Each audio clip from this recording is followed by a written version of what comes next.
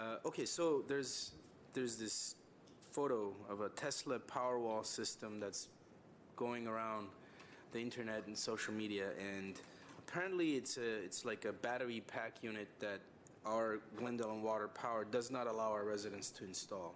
I want to sort of get an explanation of why Mr. that Mayor, would be the case. Councilmember Sinanian, it isn't that we don't let you install it. It's something that we have to go through, and we've asked a lot of questions to vet through it. Okay. Because one side of the story is this is the greatest thing since sliced bread. The other side of the story is it pushes back into the system. So, how so? It puts energy back in the system. So the system may or may not be able to handle that, and we haven't been able to get the answers to the questions we asked. Sometimes they say it's proprietary. So, well, you're going to have to break loose with the proprietary information if we're going to be able to make a conscious decision about how it's hooked up. In some cases, folks wanted to go back through their meter and out, and I don't think that's a good idea. But then again, we haven't seen all of the information. So we've been pretty actively involved with them to try to get the information. There's a couple residents that are very interested in doing it.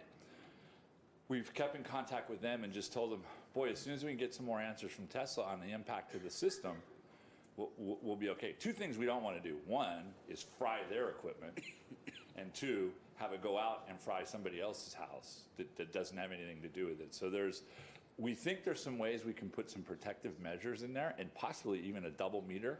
So a new meter ahead that can stop any flow back into the system that could be harmful. But again, we just need a few questions answered, and we can. But the dialogue is open. In fact, I talked to a Tesla representative myself about a week ago. So this is like a hot issue, I guess. Oh yeah. Yeah.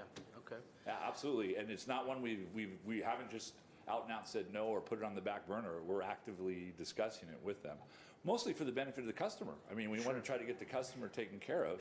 At the same time, we need Tesla to cooperate with us, and I think we'll get there. So maybe let's revisit this issue in a month or so? That'd probably be great. I'm sure there'll be advocates who'll be here. Yes.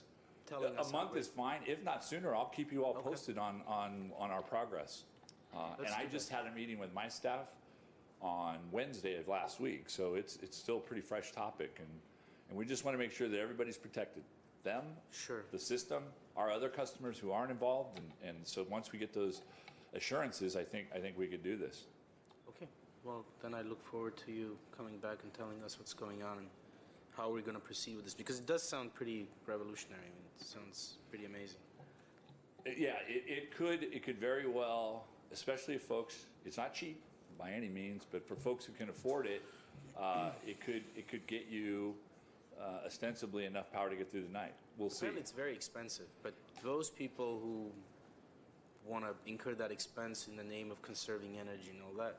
That's correct. Yeah. That's correct. That's a personal decision, and so what we don't want to do is just make sure that we can properly accommodate them and the other customers who aren't involved with it and shouldn't be penalized for it. So that's what we're trying to do. Okay, thank you very much. That's all I have, Mr.